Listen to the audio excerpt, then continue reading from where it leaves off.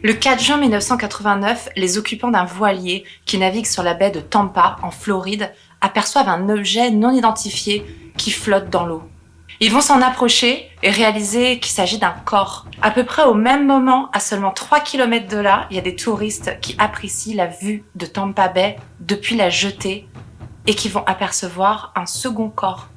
Et alors qu'ils extraient celui-ci de l'eau, les policiers vont trouver à seulement 200 mètres du second corps un troisième corps.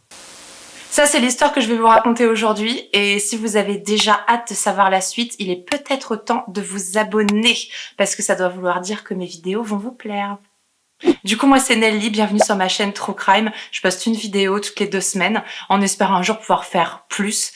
Pour ça, montrez-moi du soutien. Lâchez-moi le petit pouce en l'air si la vidéo vous a plu à la fin ou même au début, si vous êtes déjà convaincu. Disclaimer habituel, rapide et efficace, ceci est une vidéo True Crime, donc si vous n'êtes pas hyper à l'aise avec les histoires de meurtres, d'enquêtes policières pouvant contenir des détails un peu perturbants, un peu glauques, je vous propose d'aller vous divertir avec un autre contenu sur YouTube ou ailleurs. Les autres, par contre, vous allez me suivre, parce que juste après le générique, on attaque directement l'histoire.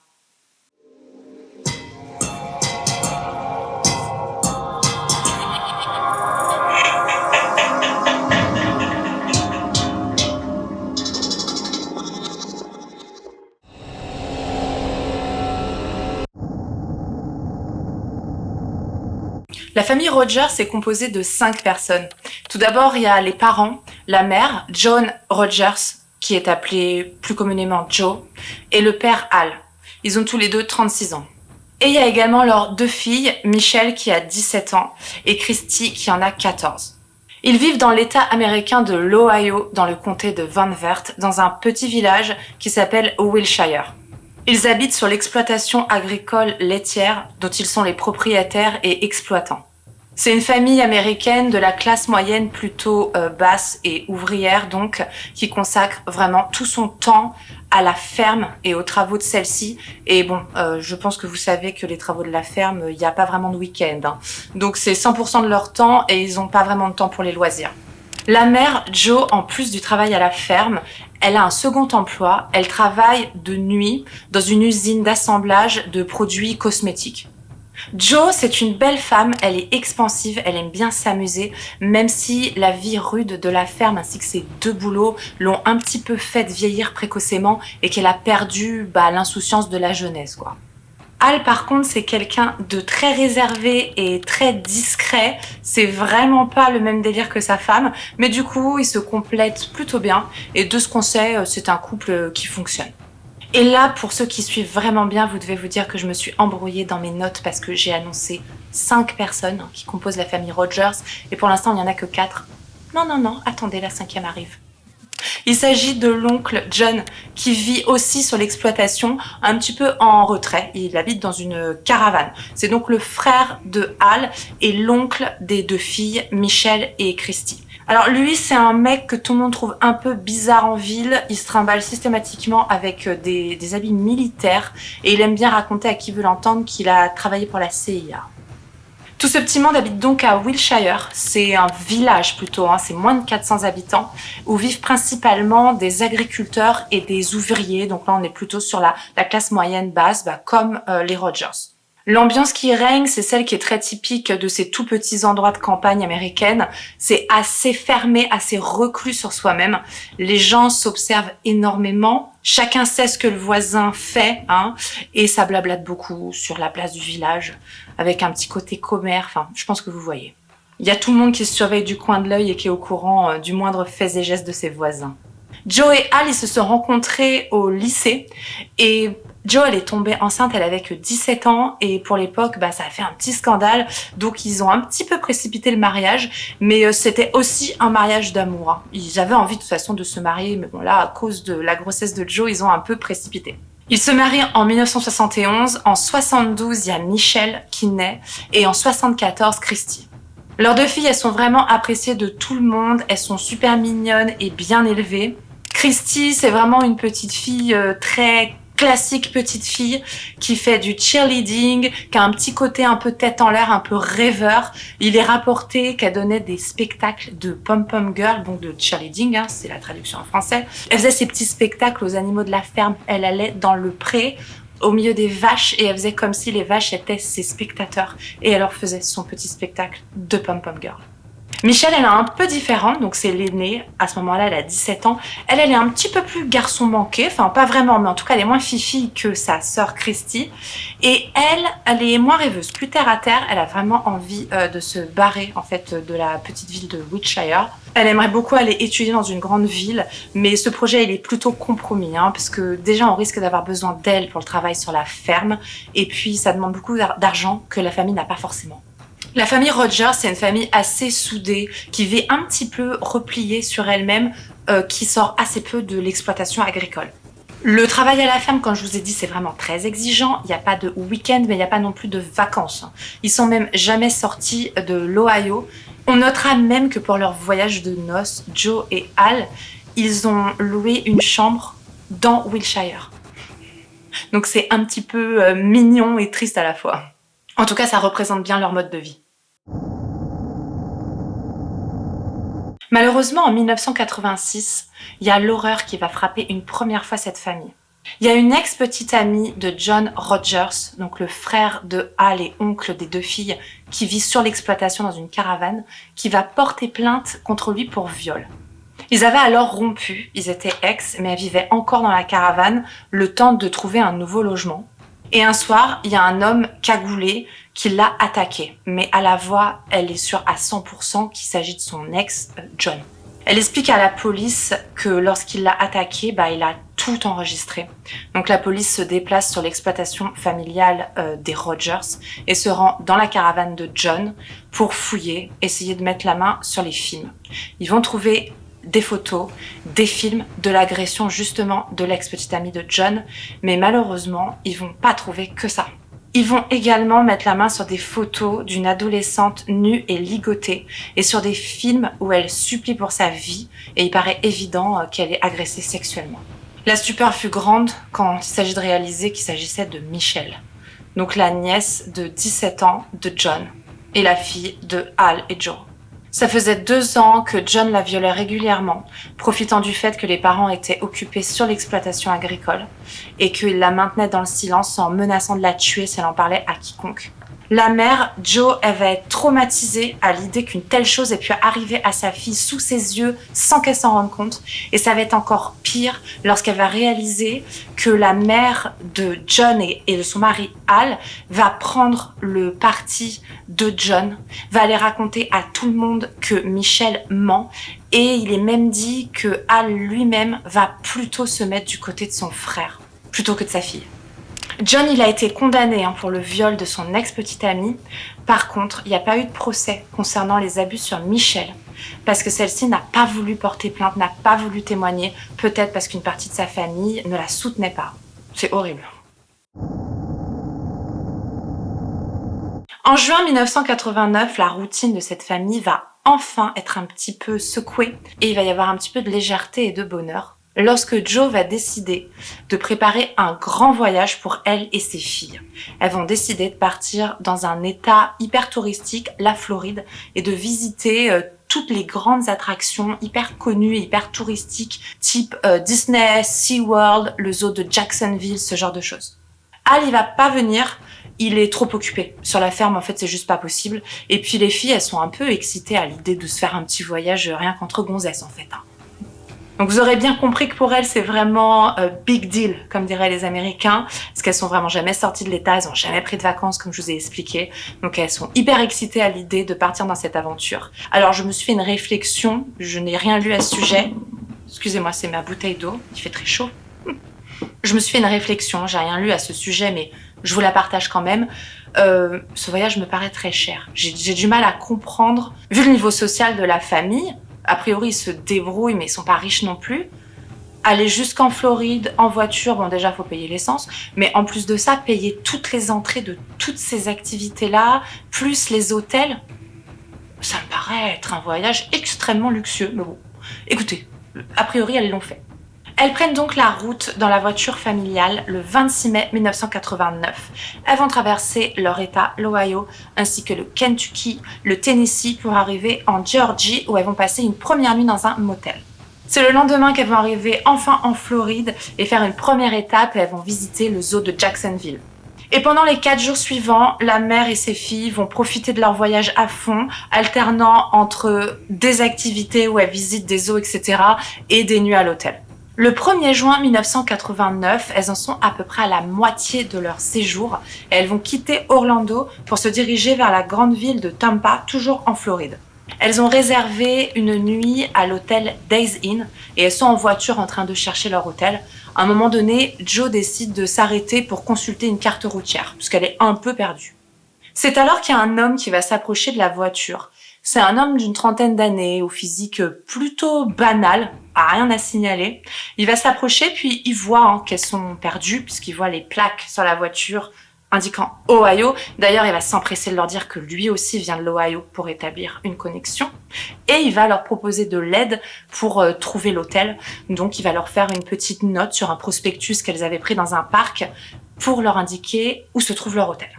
Le courant passe plutôt bien entre Jo et l'inconnu, et au fur et à mesure de la conversation, l'homme va leur dire qu'il fait de manière non officielle des croisières. Il propose des croisières au coucher du soleil, des Sunset Cruises sur son bateau donc.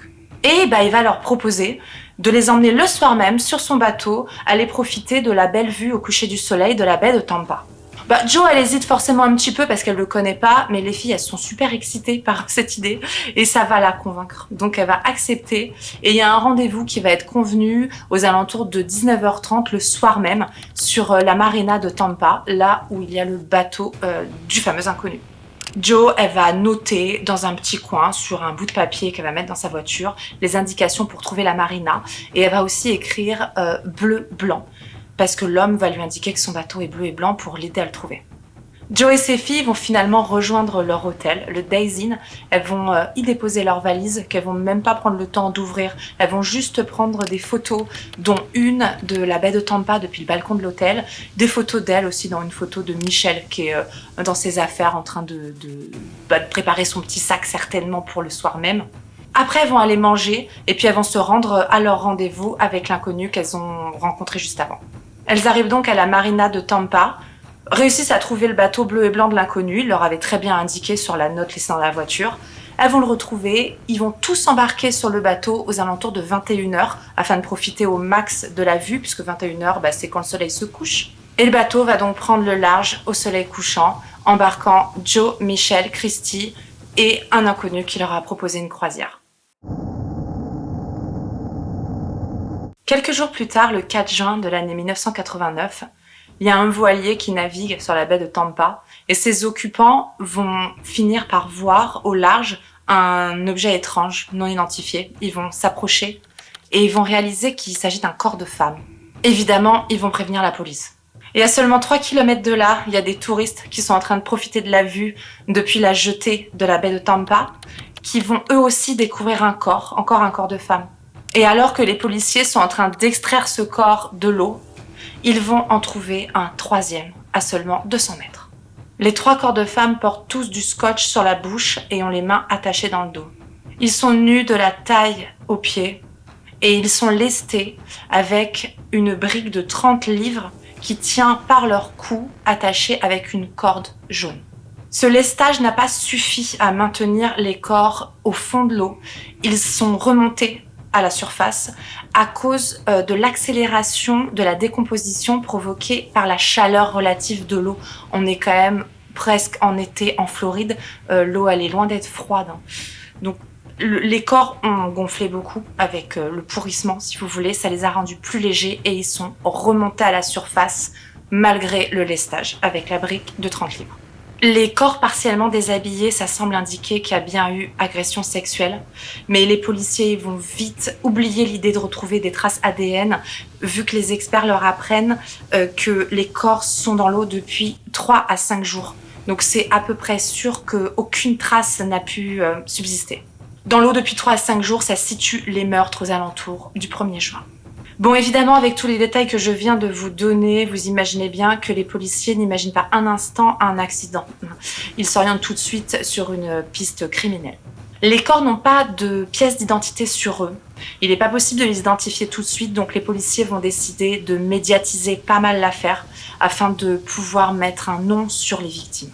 Grâce à cette médiatisation, ils vont recevoir un coup de fil assez rapidement du manager de l'hôtel Days Inn qui va leur dire que 3 femmes ont séjourné dans son hôtel le 1er juin et qu'elles correspondent au signalement fourni par la police.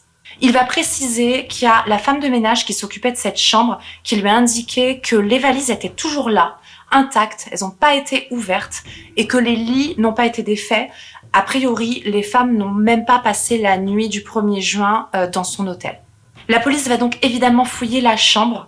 Ils vont mettre la main sur des pièces d'identité, mais aussi sur des photos de vacances, celles qui avaient été prises ce soir-là, sur le balcon et dans la chambre entre elles. Il y a un relevé d'empreintes qui va être effectué dans la chambre, qui va être comparé avec les empreintes sur les cadavres et les identités des victimes vont être confirmées. Il s'agit bien de la famille Rogers, donc Joe et ses filles Michelle et Christy. Les légistes vont également être en mesure d'apporter une précision horrible sur la mort de ces femmes. Elles sont mortes noyées, elles ont certainement été jetées vivantes dans l'eau, ligotées, bâillonnées, parce qu'il y a de l'eau dans leurs poumons. L'enquête va commencer et comme toujours, les policiers vont appliquer la règle des cercles concentriques, c'est-à-dire qu'on part toujours des personnes les plus proches des victimes qu'on va soupçonner en premier lieu, jusqu'à ce qu'on puisse les éliminer de la liste des suspects, pour progressivement s'éloigner et aller de plus en plus loin jusqu'à un potentiel rôdeur. Le premier suspect, donc forcément, c'est Al Rogers, le père. Les enquêteurs, ils vont donc passer un coup de fil à Al Rogers, resté dans sa ferme dans l'Ohio, et ils vont être un peu surpris parce que le père de famille ne semble pas plus bouleversé que ça du fait que sa femme et ses filles ne soient pas encore rentrées, alors qu'elles devaient rentrer le 3 juin. Devant la surprise des enquêteurs, il se justifie en expliquant qu'il a bien essayé de les appeler, qu'elles n'ont pas répondu, mais que voilà, il n'a pas cherché à creuser plus parce qu'il était vraiment super occupé sur la ferme. Vous vous doutez bien que ce genre d'attitude, ça éveille pas mal les soupçons des policiers. Du coup, les enquêteurs ils vont se rendre à Wilshire, dans l'Ohio, sur l'exploitation familiale des Rogers. Ils vont forcément découvrir l'histoire de l'agression sexuelle du frère de Al sur Michelle et sur son ex-petite amie. Mais John Rogers, donc l'oncle, il est très vite écarté de la liste des suspects parce qu'au moment des faits, il était en prison. Ça, c'est un alibi solide. Alors, il se trouve que Al Rogers, le père, il a lui aussi un alibi très solide. Il se trouve qu'il était incapable de se faire à manger lui-même quand sa femme n'était pas là. D'ailleurs, c'était la première fois que sa femme partait. Donc, il s'est retrouvé complètement paumé, le pauvre. Devait y en avoir beaucoup des hommes comme ça à cette époque. Et du coup, il allait manger chaque repas dans un petit restaurant de la ville. Et comme je vous ai dit en début de vidéo, c'est une ville où tout le monde a l'œil sur son voisin. Donc, il y a vraiment énormément de témoins qui pourront attester du fait que Al, il était bien là tout le temps et que à chaque repas il était là au restaurant. Alors, son comportement il reste quand même super louche parce qu'il va même pas pleurer non plus pendant les funérailles, mais il est écarté de la liste des suspects. L'enquête va donc reprendre à Tampa en Floride et les policiers vont assez vite trouver la voiture de Joe Rogers qu'elle avait laissée garée sur le parking de la marina. À l'intérieur, ils vont trouver 2 éléments intéressants. Il s'agit de 2 notes écrites. La première, elle est écrite de sa propre main, donc de la main de Joe, et ce sont des indications pour se rendre justement sur cette marina, plus un petit terme bleu-blanc, blue-white. Pour l'instant, les policiers ne savent pas à quoi ça correspond. Et ils vont également trouver une seconde note. Cette fois-ci, l'écriture ne correspond ni à Joe, ni à Michelle, ni à Christy. C'est écrit par un inconnu sur un petit prospectus et ce sont des indications pour trouver l'hôtel Days Inn où elle devait dormir le 1er juin. Comme l'enquête elle commence à stagner un petit peu, les policiers ils vont mettre le paquet sur la médiatisation de l'affaire. Ils vont imprimer des photos immenses qu'ils vont mettre sur des grands panneaux, ils appellent ça des billboards aux États-Unis, au bord de route, vous savez, avec une récompense pour toute personne qui pourra apporter des informations sur l'affaire. Et pendant 3 ans, il va y avoir énormément de pistes grâce à cette médiatisation, mais à chaque fois, ça va tomber à l'eau. À un moment, il y a un certain Jason qui va être soupçonné. Il correspond vachement bien. Le mec, il a déjà été condamné pour des agressions sexuelles. Il a un bateau bleu et blanc et il propose des croisières au coucher du soleil. Mais il va fournir un alibi solide et réussir le test du polygraphe, donc il va être écarté de la liste des suspects. Ceci dit, en octobre 1989, les enquêteurs vont recevoir un coup de fil et un témoignage très intéressant d'une touriste canadienne de 24 ans qui s'appelle Judy Blair. Elle va leur raconter que le 15 mai 1989, c'est-à-dire seulement 2 semaines avant le triple meurtre de la famille Rogers, elle s'était faite aborder en ville alors qu'elle était avec une amie qui s'appelle Barbara. Elle s'est faite aborder par un homme qui leur a proposé une croisière au coucher du soleil. Barbara, elle refuse, mais Judy, elle va accepter. Et elle va donc embarquer le soir même sur un bateau bleu et blanc pour profiter de la vue de la baie de Tampa. Une fois qu'ils ont commencé à prendre de large, l'homme qui l'a embarqué sur le bateau va l'agresser, va la déshabiller à moitié de la taille aux pieds et va entreprendre de la violer. Judy raconte qu'elle a essayé d'y échapper en expliquant à l'homme qu'elle était vierge. Malheureusement, ça a eu l'effet inverse. Ça l'a d'autant plus excitée et l'a bel et bien violée. Ensuite, il a fait quelque chose de très particulier et qu'elle s'empresse de rapporter aux policiers. Il est allé vomir. Alors, il y a 2 théories. On ne saura jamais laquelle est la bonne, mais je vais quand même vous donner mon intuition. Soit il se dégoûtait de ce qu'il venait de faire et ça l'a fait vomir. Soit il était tellement excité par ce qu'il venait de faire sur une vierge en plus que son corps a été tout chamboulé et ça l'a fait vomir. Vu le pédigré du personnage, moi je penche plutôt pour la seconde option. J'envisage pas vraiment qu'il se dégoûte en fait, plutôt qu'il soit très content. Et quand on est content, on vomit, c'est bien connu. Juste après l'agression, l'homme va se saisir de l'appareil photo de Judy parce que avant qu'il s'attaque à elle, elle avait pris des photos, forcément de la belle vue, et il se trouve qu'il apparaît sur certains des clichés. Donc il va prendre le téléphone, sauf qu'à l'époque on ne prenait pas de photos avec des téléphones. Excusez-moi, il va prendre l'appareil photo et le jeter par-dessus bord. Ensuite, il va reprendre la barre du bateau et ils vont s'approcher de la côte. Une fois arrivé pas trop loin, il va dire à Judy de finir à la nage. Et on pense qu'il y a une raison à ça. Il espérait que le fait de nager dans l'eau pendant un certain temps, ça la nettoie vraiment complètement de toute trace ADN qu'il aurait pu laisser sur elle. Et de toute façon, quand elle arrive chez elle, Judy, elle va prendre une douche. Donc même s'il restait un peu des traces, là il en reste plus. Et le soir même, elle va à la police pour porter plainte pour agression sexuelle, mais il n'y a pas de trace ADN. Judy, elle peut également confirmer que Jason, le suspect dont je vous parlais juste avant, est à exclure que c'est pas lui. Elle le reconnaît pas. Elle est d'ailleurs capable de décrire son agresseur et ils vont établir un portrait robot. Et ça, c'est une grande avancée. Alors, afin de continuer de faire avancer l'enquête, les policiers vont décider de faire quelque chose d'un petit peu inédit. Ils vont de nouveau faire imprimer des billboards, donc des grandes affiches à mettre au bord de la route pour que tous les automobilistes les voient, avec demande d'informations et récompenses. Mais cette fois-ci, ça va pas être seulement les photos des victimes. Ils vont prendre la note trouvée dans la voiture de Joe Rogers, celle écrite par une main inconnue. Ils vont zoomer à fond sur l'écriture et demander si quelqu'un reconnaît cette écriture. Parce qu'il se trouve qu'elle a une caractéristique. Dans la phrase, il y a 3 Y, il n'y en a pas un qui est écrit de la même manière.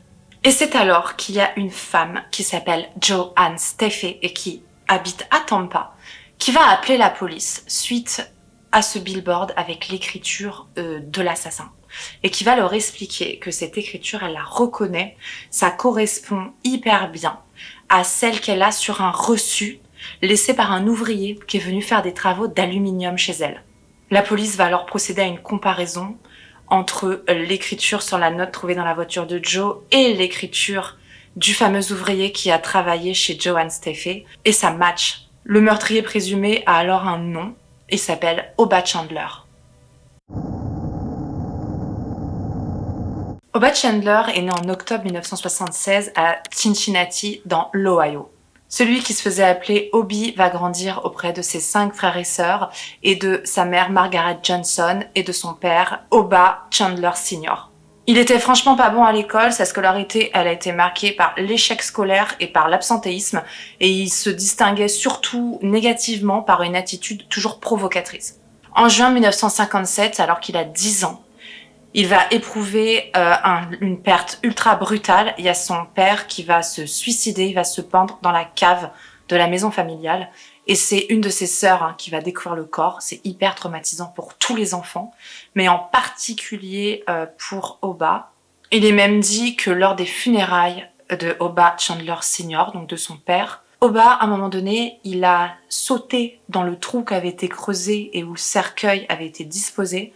Il va se retrouver donc sur le cercueil de son père et il va se mettre à trépigner dessus, à taper du poing et des pieds, alors que il y avait les fossoyeurs qui étaient en train de mettre de la terre sur le cercueil pour le refermer, quoi. Oba de base, c'était pas un gamin hyper stable, hein. Comme je vous ai dit, à l'école, ça se passait vraiment pas bien et c'était un môme très provocateur. Mais alors, cet épisode-là, la perte ultra brutale de son père qu'il adorait, ça va pas aider du tout. Et là, il va s'enfoncer complètement dans la criminalité hyper rapidement. À 14 ans, il va se mettre à voler des voitures, à faire des cambriolages, des agressions et il va très vite devenir un homme de main pour le banditisme local. Avant sa majorité, il a déjà une 20aine d'arrestations à son actif. Une fois adulte, ses actes criminels vont être de pire en pire. Et une fois, il va rentrer par effraction chez un couple en compagnie d'un ami gangster à lui. Ils vont ligoter l'homme, le laisser dans une pièce et emmener la femme dans une chambre où ils vont la violer et s'amuser à passer sur son corps nu le canon d'un pistolet pour bien lui faire peur. On sait qu'il utilisait énormément d'alias, de pseudos. C'est une pratique qui est hyper courante chez les criminels, mais lui, il adorait spécialement ça. On se dit qu'il l'aurait peut-être fait même s'il n'avait pas besoin de le faire. Et il va s'inventer des métiers aussi, radiologue, agent immobilier. En fait, il est ouvrier non qualifié, il fait des travaux avec de l'aluminium. Donc, il propose des travaux, des réparations chez des particuliers. Il fait du démarchage porte-à-porte pour trouver des menus travaux à faire. Et en général, ses clients le trouvent hyper louche, avec le regard fuyant et tout, et sont pas à l'aise. À un moment, on peut croire qu'il a envie de s'en sortir, il va s'engager dans les Marines, mais il va déserter hyper rapidement. A priori, l'ordre et la discipline, c'est pas pour lui.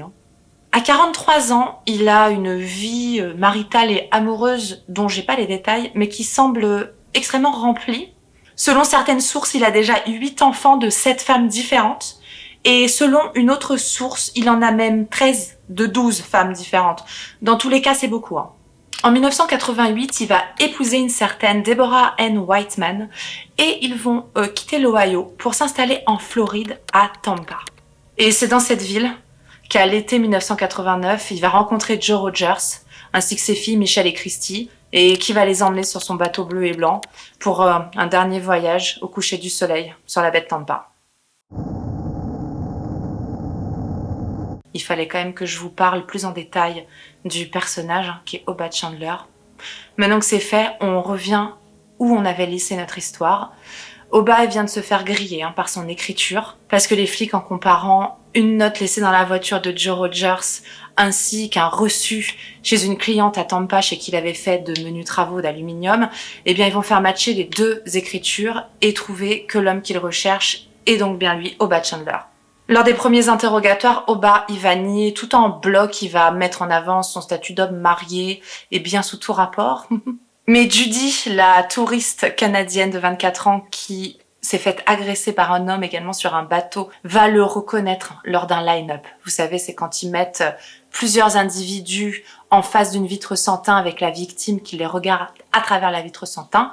Ils mettent le suspect parmi ces gens-là, parmi d'autres qui ne sont pas des suspects, et il demande à la victime, est-ce que vous le reconnaissez? Bon là oui, Judy va bien reconnaître Oba. Et même si à la base la police n'a pas assez de preuves matérielles, ça va vite être le cas parce que en plus du fait que Judy le reconnaisse fermement, ils vont également mettre en lumière qu'il a passé un coup de fil depuis son bateau le soir des meurtres, un coup de fil à sa femme pour justifier son absence ce soir-là. Et en plus de ça, ils vont faire coïncider les empreintes relevées sur le prospectus sur lequel il avait écrit avec les siennes. Donc c'est bien l'homme qu'il cherchait. Oba Chandler est donc arrêté et incarcéré le 24 septembre 1992. Le procès d'Oba Chandler va commencer en juin 1994. Il va maintenir que certes, il a bien donné des indications sur leur hôtel à Joe et ses filles, mais qu'il ne les a jamais revus après. Le procès va prendre une tournure décisive lorsque l'accusation va mettre en lumière un épisode dont on n'avait jusque-là pas connaissance. À la fin de l'année 89, au moment où le portrait robot qui avait été établi grâce aux indications de Judy Blair, qui avait été violée par un homme sur un bateau, lorsque ce portrait robot circulait, Oba Chandler, il a quitté la Floride sans prévenir absolument personne, pas même sa femme, et il est allé rejoindre sa région natale, l'Ohio, la région de Cincinnati. Là-bas, il a rendu une visite surprise à une de ses nombreuses filles, qui s'appelle Crystal Sue. Et celle-ci va dire au procès que son père lui a avoué avoir violé une femme et tué 3 autres femmes à Tampa. Avec cette information, plus toutes les autres preuves matérielles, l'écriture, les empreintes, le coup de fil passé depuis le bateau, le témoignage de Judy, etc., Oba va être condamné. Le 29 septembre 1989, Oba Chandler, il va être jugé coupable du triple meurtre de Joe, Christy et Michelle Rogers. Le jury y délibère en seulement 90 minutes, autant dire qu'il était convaincu de sa culpabilité. Et Oba Chandler, il va être condamné à mort le 4 novembre 89. Il va continuer à nier en prison et à faire plein d'appels, mais ils vont tous être rejetés les uns après les autres. Le 17 novembre 2011, alors qu'il a 65 ans, Oba Chandler va être exécuté par injection létale. On trouvera sur lui une note indiquant « You are killing an innocent man ».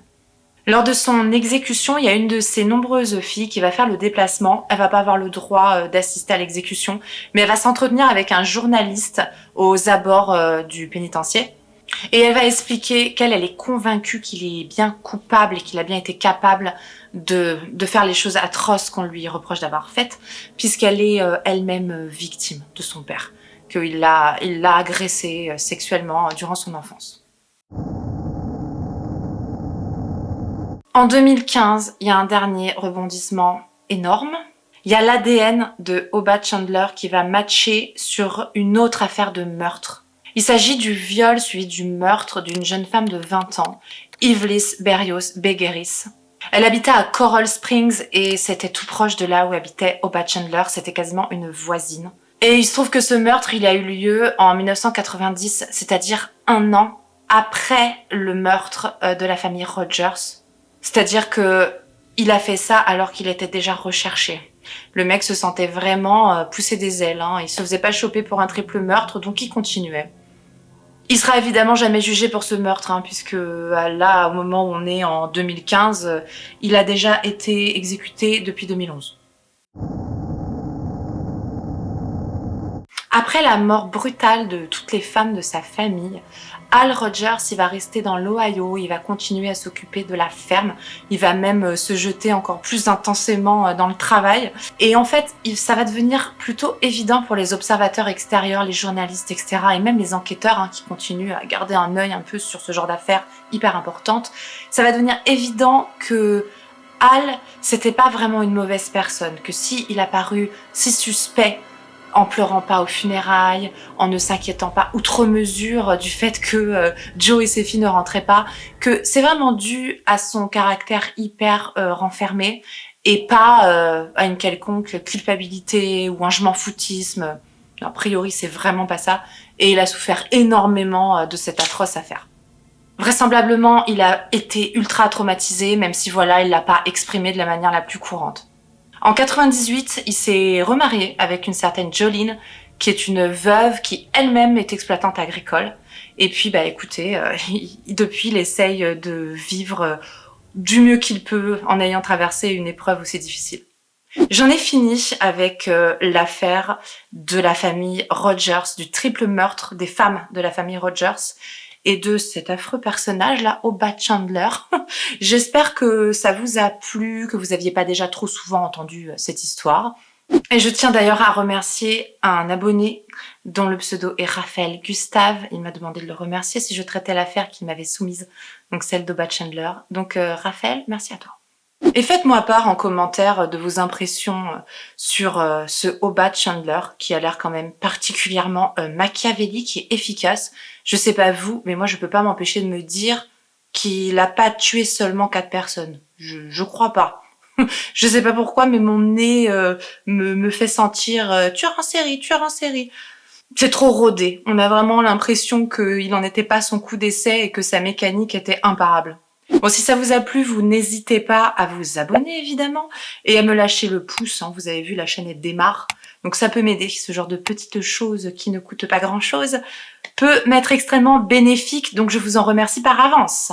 Et si vous vous sentez encore plus généreux que ça, j'ai un Utip dont je vous mets le petit lien ici. Vous y mettez ce que vous voulez, même 1 euro, ça fait toujours plaisir. C'est un signe de soutien très concret que j'apprécie toujours. Bah surtout que j'en ai pas beaucoup encore, c'est normal. Donc voilà, si vous avez une petite pièce au fond du jean qui vous gêne, vous n'hésitez pas à me la balancer sur mon Utip. Bon, sinon je sais que vous vous en foutez, mais sachez que j'ai failli décéder pendant cette vidéo. Ici, il fait 30 degrés. Je suis en train de crever avec les lights. J'en ai 1, 2, 3 et une derrière. Attendez, je vais vous montrer hein, si vous me croyez pas. Bon allez, il fait pas 30, il fait 29, mais à l'intérieur, je crois que c'est pire. Bref, j'ai tout donné pour vous aujourd'hui. Je pense que j'ai perdu 1 kilo de sueur. Allez, sur ce, je vous laisse et je vous dis à dans 15 jours pour une prochaine affaire de True Crime. Ciao!